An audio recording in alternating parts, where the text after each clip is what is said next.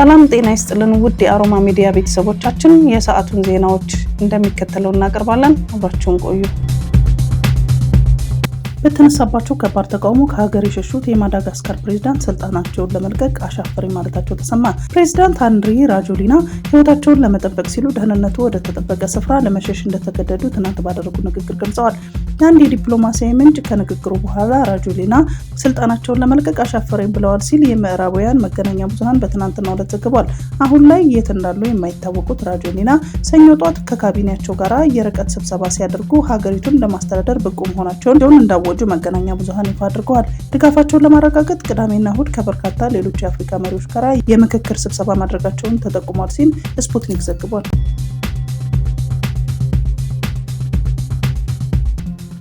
አቶ ሳንዶካን ደበበ የኢትዮጵያ ኒውክሌር ኃይል ኮሚሽን ኮሚሽነር ሆነው ተሾሙ። ጠቅላይ ሚኒስትር ዶክተር አብይ አህመድ አቶ ሳንዶካን ደበበን የኢትዮጵያ ኒውክሌር ኃይል ኮሚሽን ኮሚሽነር አድርገው ሾመዋል። አቶ ሳንዶካን ደበበ ጥቅምት 4 ቀን 2018 ዓ.ም ጀምሮ መሾማቸውን ነው ጠቅላይ ሚኒስትር ጽሕፈት ቤት ያስታውቀው። የሚኒስትሮች ምክር ቤት በዛሬው ዕለት ባካሄደው 49ኛ መደበኛ ስብሰባ በኮሚሽኑ ማቋቋሚያ ደንብ ላይ በመወያየት ደንቡ በነጋሪት ጋዜጣ ታትሞ ከወጣበት ቀን ጀምሮ ተግባራዊ እንዲደረግ ውሳኔ ማሳለፉ ይታወሳል።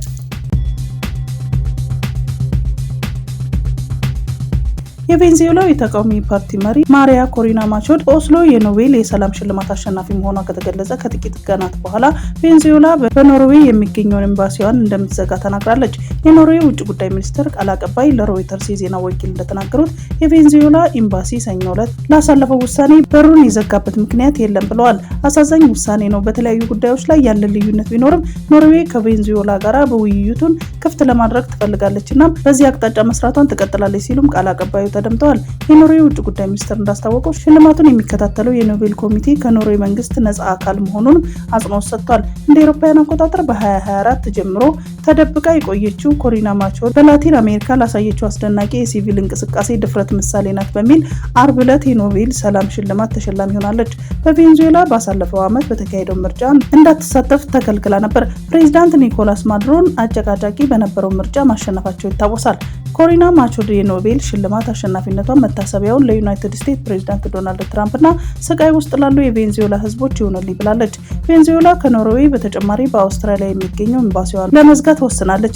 ይልቁንም በቡርኪና ፋሶ እና ዚምባብዌ 2 አዳዲስ ኤምባሲዎች ለመክፈት ማቅዳለች። እነዚህ ሀገራት ጸረ ቅኝ ግዛት ትግል እያደረጉ የሚገኙ ስትራቴጂክ አጋር መሆናቸውን ቬንዙዌላ አስታውቃለች። ኖርዌይም ሆነች አውስትራሊያ በቬንዙዌላ ኤምባሲ ያላቸውን የቆንስል አገልግሎቶች በኮሎምቢያ ከሚገኙ የሀገሪቱ ኤምባሲዎች ሲስተናገዱ ቆይተዋል ሲል ዳጉ ጆርናል ዘግቧል። በሜክሲኮ ለቀናት የጣለው ከባድ ዝናብ ባስከተለው ጎርፍ በትንሹ 44 ሰዎች መሞታቸውን የሀገሪቱ መንግስት አስታወቀ። ከፕሪስላና ሬይሞንድ አውሎ ንፋሶች የተነሳ ኃይለኛ ዝናብ በ5 ግዛቶች የመሬት መንሸራተትና የጎርፍ አደጋን አስከትሏል ተብሏል። የፕሬዝዳንት ክላውዲያ ሼንባም መንግስት 139 የተጎዱ ከተሞችን ለመደገፍ የሚያስችለውን እቅድ ተግባራዊ ለማድረግ እንቅስቃሴ ላይ ነው። ፕሬዝዳንቱ በኤክስ ገጻቸው ከተለያዩ የፌዴራል ባለስልጣናት ጋር በመተባበር ለድንገተኛ አደጋ ምላሽ ለመስጠት ስራችንን እንቀጥላለን ያሉ ሲሆን ለዚህም ይሆን ዘንድ የብሔራዊ የአደጋ ጊዜ ኮሚቴ ስብሰባ ላይ መሆኑን አስታውቀዋል ሲል ሀገሬ ቲቪ ዘግቧል። የአሜሪካ መንግስት በዲሞክራቲክ ሪፐብሊክ ኮንጎ መንግስትና በኤም23 አማጺ ቡድን መካከል በኳታር ዶሃ የተደረሰውን የተኩስ አቁም ክትትልና ማረጋገጫ ስምምነት በደስታ ተቀብሎታል። ይህም ስምምነት በምስራቅ ኮንጎ ለዓመታት የዘለቀውን ግጭት ለማስቆም በሚደረገው ጥረት ውስጥ ወሳኝ እርምጃ መሆኑን የአሜሪካ የአረብና አፍሪካ ጉዳዮች ከፍተኛ አማካሪ ጽሕፈት ቤት ባወጣው መግለጫ አስታውቋል። መግለጫው እንዳመለከተው አዲሱ የክትትልና ማረጋገጫ አሰራር የሚከተሉትን ቁልፍ ዓላማዎች ያሳካል። ማንኛውንም የተኩስ አቁም ስምምነት የጣሰ አካል ላይ ምርመራ ማረጋገጫ በማድረግ ተጠያቂነት ያሰፍናል።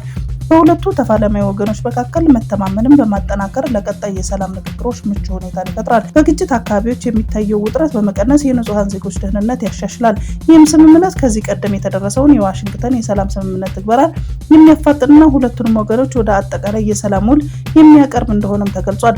አሜሪካ ይህንን የድርድር ሂደት ላመቻቸችው ኳታር አመራር ከፍተኛ ምስጋናዋን አቅርባለች። በተጨማሪም ስምምነቱ ሙሉ በሙሉ ተግባራዊ እንዲሆንና በምስራቅ ኮንጎ ዘላቂ ሰላምና መረጋጋት እንዲሰፍን አስፈላጊውን ድጋፍ እንደምታደርግም አስታውቃለች። በምስራቅ ኮንጎ የሚንቀሳቀሰውን የM23 አማጺ ቡድን ለበርካታ ዓመታት ከቆየው ግጭት ጀርባ ዋነኛ ተዋናይ ሲሆን ግጭቱ በሚሊዮን የሚቆጠሩ ዜጎችን ከቀያቸው በማፈናቀልና ከፍተኛ ሰብአዊ ቀውስ በማስከተል ይታወቃል። ይህ የዶሃ ስምምነት ለቀውሱ ዘላቂ መፍትሄ ለማምጣት ትልቅ ተስፋ የተጣለበት እርምጃ ነው። በግብጽ በተካሄደው የጋዛ የሰላም ጉባኤ ላይ የአሜሪካ ፕሬዝዳንት ዶናልድ ትራምፕ በመድረክ ላይ ከኋላቸው ቆማ የነበረችውን የጣሊያን ጠቅላይ ሚኒስትር ጆርጂያ ሜሎኒ ቆንጆ ወጣት ሲሉ ገልጸዋቸዋል። በወቅቱ ከመሪዎች መካከል ከመድረኩ ላይ የነበሩ ብቸኛዋ ሴት መሪ እሳቸው ነበሩ። ይህ የፕሬዝዳንት ትራምፕ አስተያየት በማህበራዊ ሚዲያ የተለያየ ሀሳቦችን አስነስቷል። አንዳንዶቹ ቅን ልባዊ ምስጋና ነው ሲሉ፣ ሌሎች ደግሞ በእንደዚህ አይነት ከፍተኛ የዲፕሎማሲያዊ መድረክ ላይ የአንድ ሴት መሪ ገጽታ ብቻ ማንሳት ሙያዊነት የጎደለውና ተገቢነት ያልሆነ ነው በማለት ይተቻሉ። የቲዲኤፍ አመፅ ዛሬም ቀጥሎ ውሏል። የትግራይ መከላከያ ኃይል አባላት ትናንት በመቀሌ የጀመሩትን አመፅ ዛሬ ደግሞ በተለያዩ አካባቢዎች ቀጥሎ መዋሉን የደረሰን መረጃ አስረድቷል። በትናንትናው ዕለት የቲዲኤፍ አርሚ 22 አባላት በመቀሌ ከተማ አመፅ ያደረጉ ሲሆን መንገዶችም ለሰዓታት ዘግተው መቆየታቸው መዘገባችን ይታወሳል። በተለይም ወደ አሉላ አባነጋ አየር ማረፊያ የሚወስደውን መንገድ በመዝጋታቸው የተነሳ ትናንት አውሮፕላኖች ምንም ተሳፋሪ ሳይይዙ ባዷቸው ወደ አዲስ አበባ ለመመለስ መገደዳቸውን መረጃዎች አስታውቀዋል። ተቃዋሚዎቹ ትናንት ከቀኑ 10 ሰዓት ተኩል ገደማ መንገዱን መክፈታቸውንም ተገልጿል። የአርሚ 22 አባላት ይህንን መንገድ የዘጉት ጠዋት ወደ ጊዜያዊ አስተዳደሩ ቢሮ በመሄድ ከሌተናል ጄኔራል ታደሰ ወረደ ጋር ለመነጋገር ጥያቄ አቅርበው መልስ ማግኘት ባለመቻላቸው ሲሆን የአስተዳደሩ ከፍተኛ ባለስልጣናት እስከሚያነጋግሯቸው ድረስ እንደማይከፍቱ መግለጻቸው ይታወሳል። መንገዱን የከፈቱትን ባለስልጣናት ለማነጋገር ፈቃደኛ መሆናቸውን የሚገልጽ መረጃ በማግኘታቸው ነበር። በመሆኑም መንገዱን ከከፈቱ በኋላ ወደ ጊዜያዊ አስተዳደሩ ቢሮ በድጋሚ ቢሄዱም ሌተናል ጄኔራል ታደሰ ወረደ እንደሌሉ ይነገራቸዋል። በተጨማሪም ፕሬዝዳንቱ በሰማዕታት ሐውልት በሚገኘው አዳራሽ ውስጥ እንደሚገኙና እዚያ ሊያነጋግሯቸው ፈቃደኛ መሆናቸውን የሚገልጽ መልእክት ይደርሳቸዋል። በዚህም መሰረት የአርሚ 22 አባላት ወደ ሰማዕታት ሐውልት አዳራሽ ያቀኑ ሲሆን በዚያም ሌተናል ጄኔራል ታደሰ ወረደ፣ ዶክተር ደብረጽዮን ገብረ ሚካኤልና የጦር ኃይሉ ከፍተኛ መኮንኖች እንዳነጋግሯቸው መረጃዎች አስረድተዋል። በውይይቱ ላይ የሰራዊቱ አባላት የተለያዩ ጥያቄዎችን አንስተዋል። ካነሷቸው ጥያቄዎች ውስጥ የደሞዝ ክፍያ ጉዳይ ዋነኛው ሲሆን በተጨማሪ ልብስና ጫማ ከተሰጣቸው የቆየ መሆኑን የሚገልጹት የጥቅማ ጥቅም ጥያቄዎችን ማንሳታቸውን ለመረዳት ተችሏል። ለጥያቄዎቹ መልስ የሰጡት ሌተናል ጄኔራል ታደሰ ወረደና ዶክተር ደብረጽዮን ሲሆኑ ለተነሱት ጉዳዮች በጥልቀት ምርመራ አድርገው መፍትሄ እንደሚሰጧቸውም ቃል ገብተውላቸዋል። ጥያቄዎቹ በአንዴ ሳይሆን ደረጃ በደረጃ የሚፈቱ መሆናቸውንም አስረድተዋቸዋል። የመቀሌው የአርሚ 22 አመፅ በዚህ መልክ የተቋጨ ቢሆንም በዛሬው ዕለት ደግሞ የቲዲኤፍ አርሚ 92፣ አርሚ 31 እና አርሚ 33 አባላትም ተመሳሳይ አመፅ አንስተዋል። እነዚህ አርሚዎች በሚገኙበት አካባቢ የሚገኙ መንገዶችን ለሰዓታት ያህል ዘግተው መቆየታቸውን መረጃዎች አስረድተዋል። ከተዘጉት መንገዶች መካከል አጉላ፣ ውቅሮ፣ አዲግራትና ነበልት እንዲሁም ወደ ሀውዜንና አድዋ የሚወስዱ አውራ ጎዳናዎች ይገኙበታል። የተዘጉት መንገዶች ሊከፈቱ የቻሉት እንደ ትናንትና ሁሉ ዛሬም የጊዜያዊ አስተዳደሩ አመራሮች ለመወያየት ፈቃደኛ መሆናቸውን የሚገልጽ መረጃ በማስተላለፋቸው ነው ተብሏል።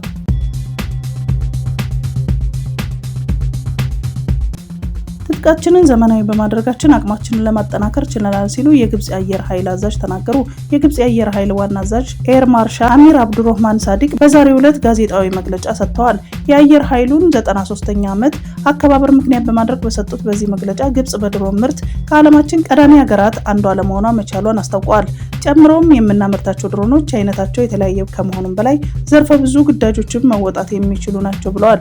ከነዚህም ውስጥ የተወሰኑት በ2024 በተከናወነው የግብጽ ዓለም አቀፍ ኤር ሾው ላይ ለእይታ ማቅረባቸውን ያስታወቁት ኤር ማርሻሉ ከዚህ ወዲህ እጅግ የተራቀቁ ድሮኖችን እያመረቱ መሆናቸውን አስረድተዋል። ንግግራቸውን ሲቀጥሉ በድሮኖች ብቻ ሳይሆን በሄሊኮፕተሮችና በጦር አውሮፕላኖችም እጅግ ዘምነናል፣ ትጥቃችንን ዘመናዊ በማድረጋችን አቅማችንን ለማጠናከር ችለናል በማለት ገልጸው የአየር ማረፊያዎቻቸውም እጅግ ዘመናዊ የጦር ጀቶችና አውሮፕላኖችን ለማስተናገድ እንዲችሉ ተደርገው መዘመናቸውን አስታውቀዋል ሲል የግብጽ መንግስታዊ አህራም ኦንላይን ዘግቧል።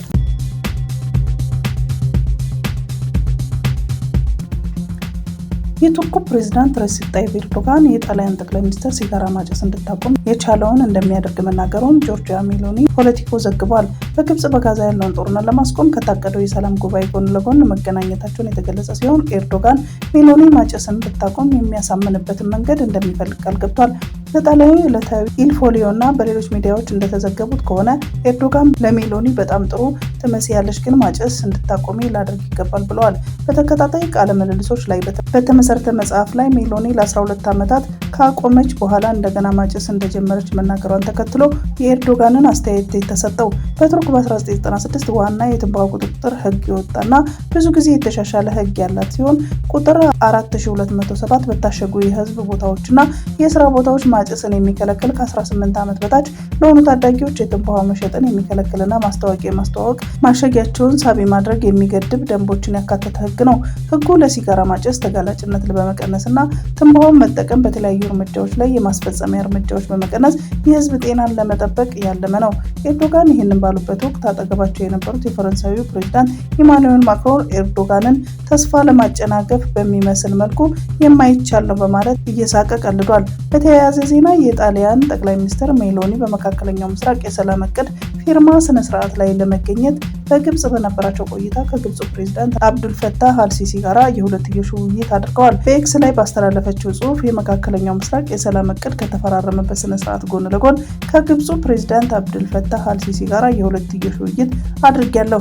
የሰላም እቅዱን ተግባራዊ ለማድረግ በሚቀጥሉት እርምጃዎች ላይ ተወያይተናልና ጣሊያን ለጋዛ ሰርጥ ማረጋጋት፣ መልሶ ግንባታና ልማት የበኩሏን አስተዋጽኦ ለማበርከትና በመካከለኛው ምስራቅ የሰላም የጸጥታና የመረጋጋት ማዕቀፍ ላይ የፖለቲካ ሂደትን ለማስጀመር በሁለቱ መንግስታት መፍትሄ ላይ በመመስረት ቁርጠኝነትን አረጋግጣለሁ ብለዋል።